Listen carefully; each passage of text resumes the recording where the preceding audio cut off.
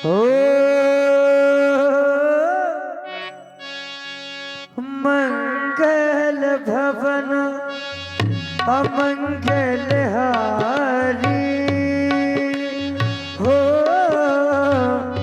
द्रवहु सुदेश रथ अजीर बिहारी राम सिया राम जय जय राम राम सिया राम जय जय राम।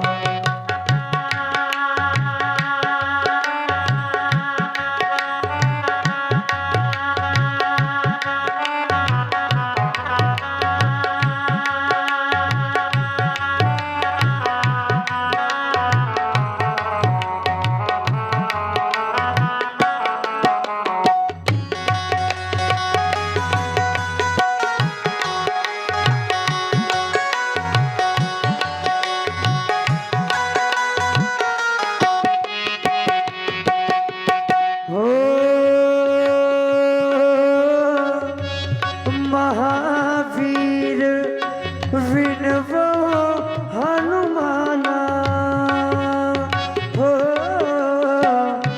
राम जासो जैसे आप वखाना राम सिया राम जय जय राम राम सिया राम जय जय राम।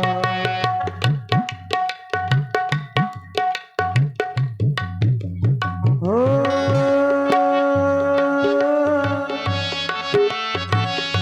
करी प्रणाम राम है त्रिपुरारी हो हरसी सुधा समगिरा उचारे राम सिया राम।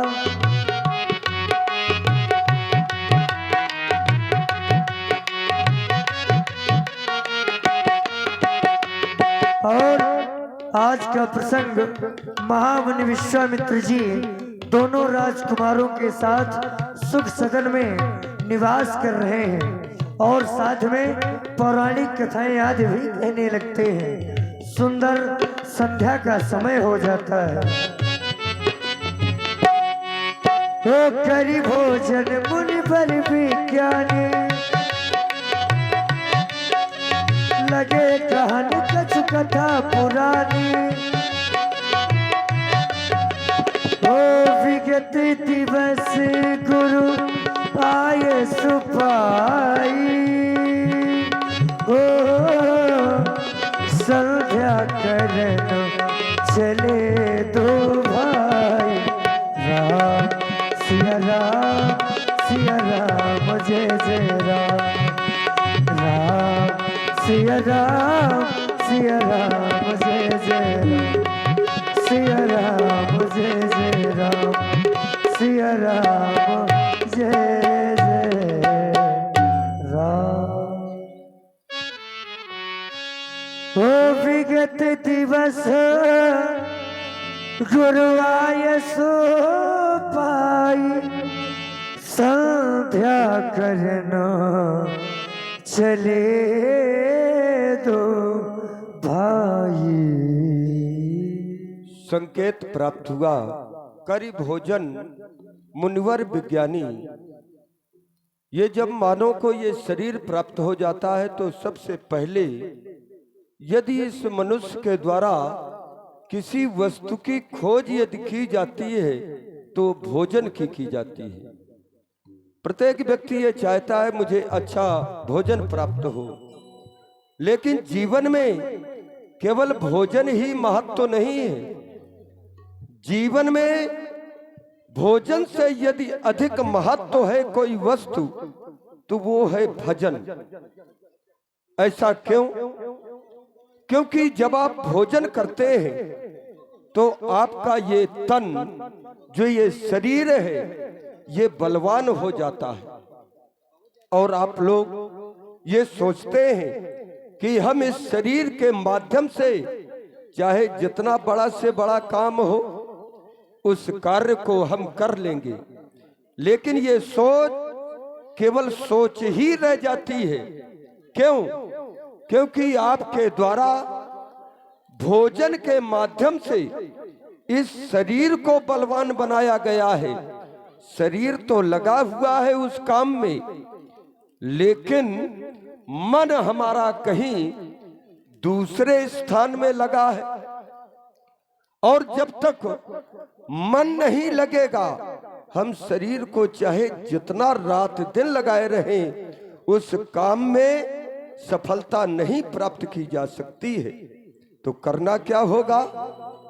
भोजन के माध्यम से यदि हमें तन को बलवान बनाना है, तो भजन के माध्यम से हमें मन को भी बलवान बनाना होगा। और जब तन और मन दोनों यदि शक्तिमान बन जाएंगे, दोनों बलवान हो जाएंगे, तो फिर चाहे जितना असंभव कार्य हो, उस व्यक्तित्व के लिए वो असंभव कार्य भी संभव हो जाएगा।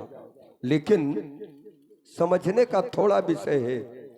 विषय ये है कि भोजन और भजन, हमने दो शब्द कहे हैं और दोनों में थोड़ा समझने का भाव है। भोजन और भजन में अंतर कितना है? भा शब्द में एक मात्रा लगी हुई है ओ की, व्यासी, तो वो बन गया भोजन। और यदि उसी भो शब्द से ओ की मात्रा यदि हटा दी जाए, तो भोजन क्या बन जाएगा? वो भजन बन जाएगा। तो जो ये मात्रा है, ये हमें संदेश देती है कि भोजन तो करो, लेकिन एक मात्रा के अनुसार करो। यदि मात्रा के अनुसार भोजन नहीं होगा, तो जिस शरीर को हम बलवान बनाना चाहते हैं, वो शरीर सबसे निर्बल बन जाएगा, सबसे कमजोर बन जाएगा। लेकिन भजन में कोई मात्रा नहीं है ना। देखा है ना, तिथियों के द्वारा यहाँ पर आए और इनके द्वारा भी जो कुछ किया गया, ये भी भजन है।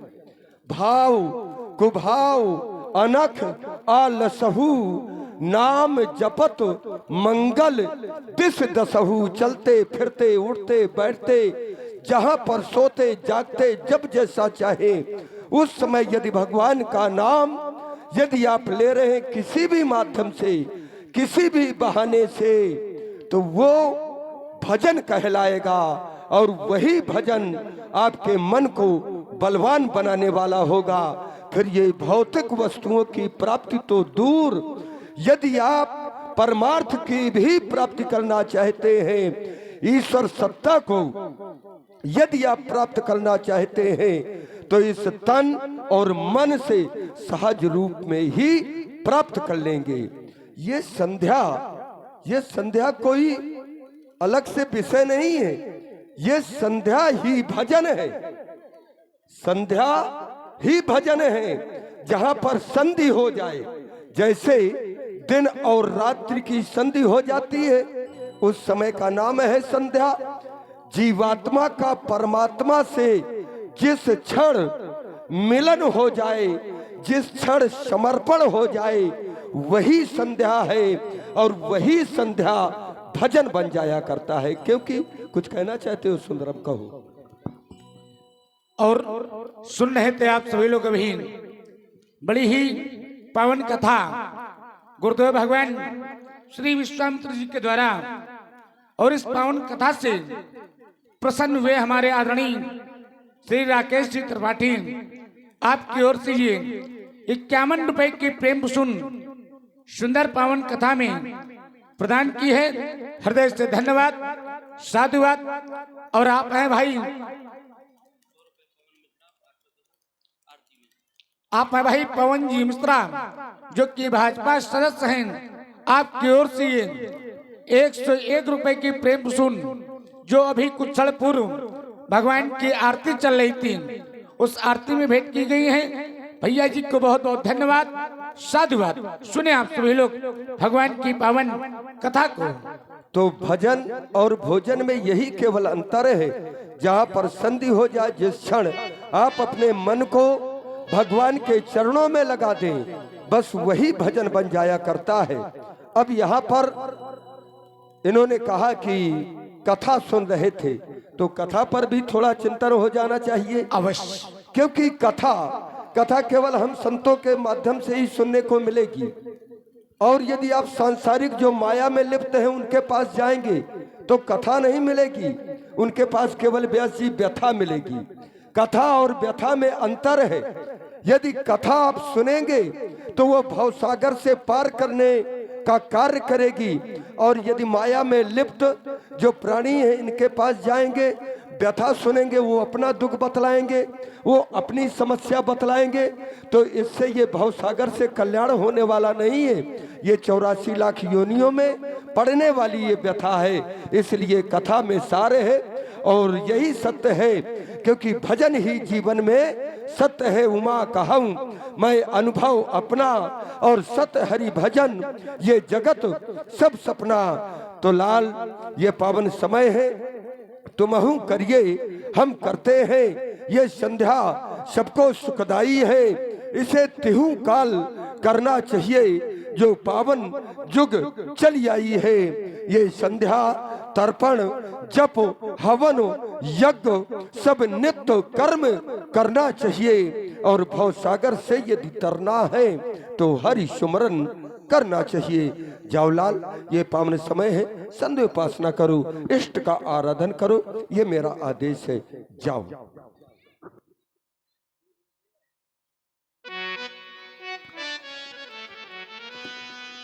हो विगत दिवस गुरु आय सो